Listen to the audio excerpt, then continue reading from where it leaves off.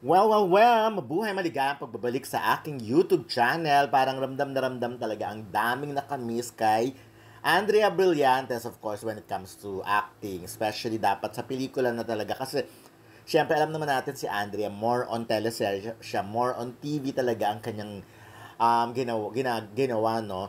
Wala pa siya masyadong record pagdating sa pelikula. That's why, ngayon nga, pinupush na sana ay gumawa naman ng pelikula si Andrea. And this time, nakita nga on, sabi nga, isang a very good merienda lang yon. Of course, kasama niya si Enrique Hill, ang manager ni Enrique Hill na si Ranvel Rufino. And of course, si Shirley Kwan, manager naman ni Andrea Brillantes. Of course, ayan, nakita naman natin. So, approve para sa mga netizens or sa mga fans sila Andre at Enrique ang niluluto na ito, no? So parang feeling nila, why not give it a try, 'di ba? Bigyan ng chance 'yan kasi parang bagay naman, pwedeng-pwede rin, 'di ba?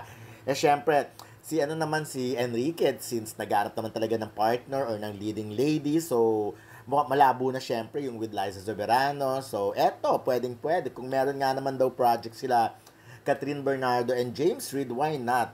Andrea Brillantes and Enrique Hill. So, sa showbiz, no, talagang bumabalik at bumabalik lang sila. So, ganun lang, makikita mo, nakakaisip ng mga bagong pwedeng pagtambalin. So, anyways, wala pa namang sinasabi kung anong project ito at wala pa namang sinabi talaga kung ano to. Pero, the way, yung tingin ng marami, parang yun na nga, at wish na talaga na pelikula ito, ha.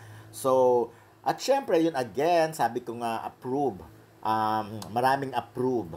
Talagang pinusuan, nilike nila ito. So parang excited din. At least nakaka-experience tayo ng a different kind of mga tandem-tandem. Kung eto ay totoo talaga. So sabi nga, babasahin ko lang yung mga iba. Yeah, sabi may new project ang nag-iisang Gen Z Queen, Blight, of course. Sabi ganyan ng isa, pwede na si Blight as leading lady ni Kenito. Oto, nagulat naman kami, sabi ng isa. Seated, of course. OMG. Sabi nito isa, ngayon pa lang excited na lahat sa tambalang Andrea at Enrique. Diba? Approve nga sabi ko nga sa inyo. Tinatanong kong new project ba yan? Eto sila. Pareho sa, yun nga, pala sila ng manager ni Bea Alonso. Of course, manager nga ni Bea Alonso ay si Shirley Kwan. Ganun din si Andrea. That's why malaki ang possibility talaga. Sabi nga, ngayon pa lang marami nang nagsasabi ng perfect tandem, 'di ba? O ayan. At syempre, ayun, marami na talaga binubuo na agad yung 'di ba kung may list Ken, eto naman gusto na mauna yung Kendria, parang ganon, 'di ba? Ken kasi, Enrique, di ba, tapos and Andrea. So, Kendria ang mas bet nila. Dalawa nga list Ken. Sabi, heart, comment, share, engage tayo dito para nga daw makarating sa kung saan makarating. Sabi, sabi niya, ipa-follow na po kita dahil labo ang aming Blight. Oh my God, nakaka-excited to. Sabi, parehas magaling si Andrea at si Enrique. Eto, bakit bigla akong naging crush si Enrique Hill dahil dito? Ayan. Eto, please, nakikiusap na sila. Project for Ken and Blight. Ayan. Wow, sana project for Ken and Blight na ito. Unexpected, so excited, whatever it is. Ayan. Lahat sila, di ba? The Gen Z Queen, Andrea and Enrique. Now pa lang, abangers na kami. OMG, Blight and Enrique. I'm seated for this.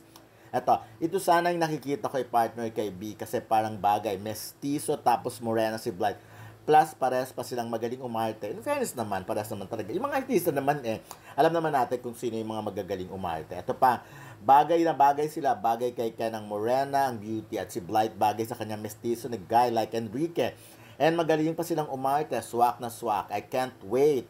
What a surprise! Ayan, seated, puro seated. Sexy, matured show for Ken and Blight. Ayun nga, may mga nagsasuggest na sana ang ibigay na project yung sexy and mature. Si Andrea naman, di ba?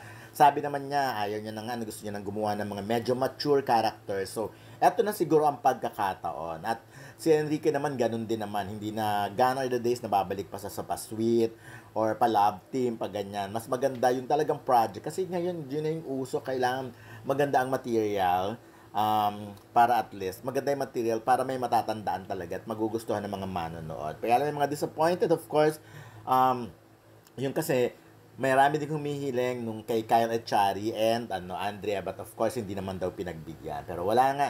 Eto, sana lang talaga matuloy. Mukhang ngayon pa lang ang dami na nai-excite. Kaya puro, yun naman ba, excited na ako. Sana hindi to magiging hopya. Blight and Enrique. So, tingnan natin kung anong manggaganap. So, pero pag ganyan, no, nakita na yung dalawang manager at producer na rin. So, abang-abang na lang. Yun nga, abangers ang lahat.